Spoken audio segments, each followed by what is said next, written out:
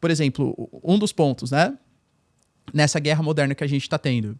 O Irã, ele está impondo dificuldades para as bases americanas no Oriente Médio e para o próprio Estados Unidos, porque o Irã, ele ataca com drone. O drone, por mais que ele não tenha um poder de destruição tão grande, ele é muito barato. Um Shahed, que é o mais típico iraniano, o Shahed 136, ele custa de 30 a 40 mil dólares para ser produzido.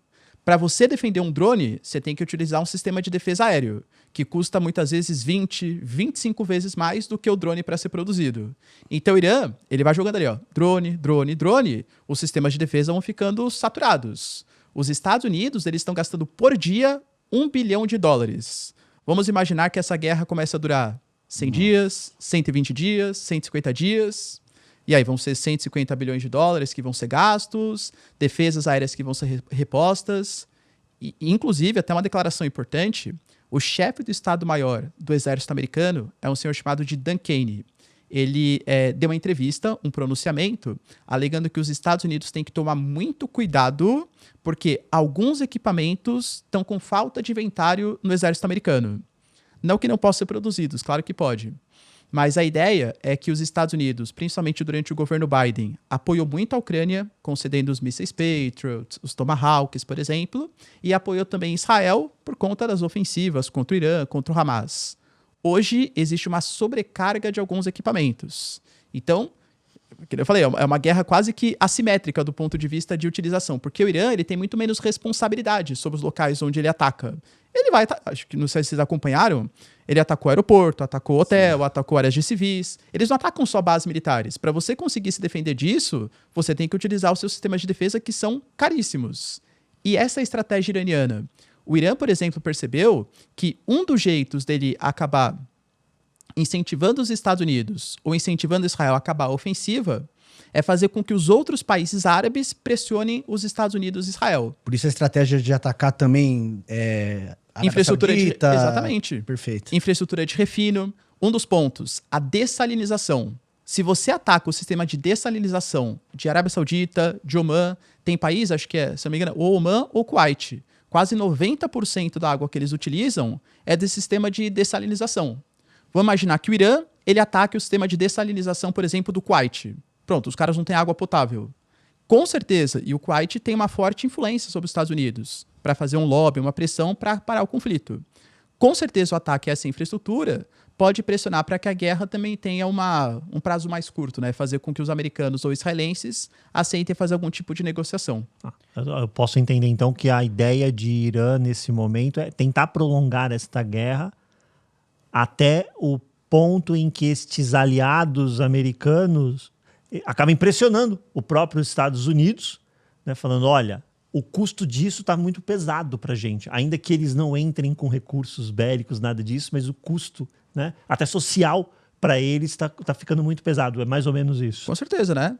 Tanto que a gente já, inicialmente, os países árabes, mesmo os aliados dos Estados Unidos, não estavam dispostos a emprestar suas bases, o espaço aéreo para combater o Irã. É que agora, quando o Irã respondeu atacando as bases americanas em território estrangeiro, os países também começaram a se mobilizar. A Arábia Saudita, o Kuwait, o Omã, o próprio Catar. O Catar é um país dúbio, porque tem a base de Al-Udeid, que é a maior base militar americana do Oriente Médio, mas ao mesmo tempo cedia os grandes líderes do Hamas. Então o Catar ele faz tudo o que for para ganhar dinheiro, né? Tem muita ética, não. Tá certo. Aí me vem um ponto aqui em relação ao ataque do dia 28. Porque o que você colocou é, o Irã vai tentando segurar o máximo que der, já Estados Unidos e Israel, especialmente Estados Unidos, tá na fala de Trump, né? Quer acabar isso o mais rápido possível. A última vez que vi ele falou em 4 a 5 semanas, o que seria uma vitória retumbante na minha humilde opinião. Quem sou eu, mas na minha humilde opinião, né? Conseguir resolver tudo isso em 4 a 5 semanas. E o ataque do dia 28 foi um ataque muito rápido e preciso. E, sim, e múltiplos alvos, sincronizados. Múltiplos alvos, essa é a palavra. Raiz foi perfeito na seleção da palavra. Sincronizado. Né? Então, um ataque rápido, sincronizado, múltiplos alvos. Isso é uma nova característica de guerra, até por conta, talvez, dessa questão dos custos, porque hoje me parece que a guerra ela tem um custo econômico, bélico, muito maior uma exigência de poderio econômico muito maior, porque se você for voltar nos primórdios, o custo era muito mais humano. Você ia perdendo soldados. Agora, você vai perdendo dinheiro.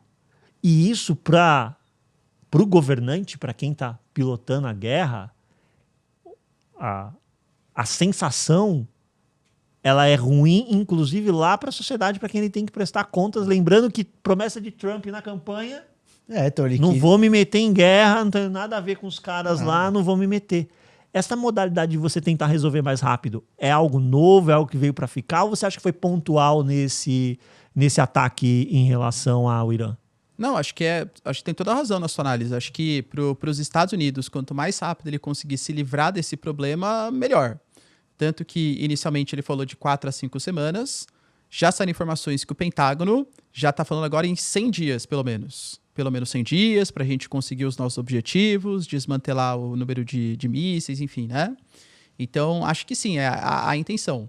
O Pete Hegseth, que é o secretário de Defesa, o Marco Rubio, que é o secretário de Estado, todos eles falaram que a ideia é fazer com que os Estados Unidos não tenham um Iraque 2.0 ou um Afeganistão 2.0. Ou seja, não está descartado, mas colocar tropas americanas em solo iraniano só em último caso. Até por isso que eu citei para vocês, né, que os curdos, por exemplo, eles possivelmente vão ser financiados, está saindo na mídia, no New York Times e tal, vão ser financiados pelos Estados Unidos para ser mais uma vez uma espécie de exército mercenário dos Estados Unidos no Oriente Médio. Falo mais uma vez porque durante a Guerra Civil da Síria e a guerra no Iraque, quando o ISIS, o Estado Islâmico, começou a crescer, o exército americano também não estava disposto a colocar suas tropas no território porque o custo é muito elevado, perde-se vidas humanas e tal. Os Estados Unidos, naquele contexto, financiou os curdos para derrotar o Estado Islâmico e teve grande sucesso. Tá certo que quando os curdos precisaram dos Estados Unidos, o Trump abandonou eles, né? Porque os curdos, eles têm o grande objetivo deles é formar o Kurdistão. E grande parte no território da Turquia, que é um país super estratégico. Então, o que a Turquia pensou? Bom, os curdos estão recebendo armas americanas para combater o Estado Islâmico, mas com certeza eles vão pegar essas armas, essa inteligência, para querer formar o Kurdistão. Então, o Trump ele apoiou, mas não muito para não se indispor com a Turquia. Aparentemente, mais uma vez, para combater também por terra o regime iraniano, os curdos vão ser utilizados como uma espécie de exército mercenário pelos Estados Unidos. Então, concordo, os Estados Unidos não quer colocar tropas, quer acabar o mais rápido possível para minimizar os custos.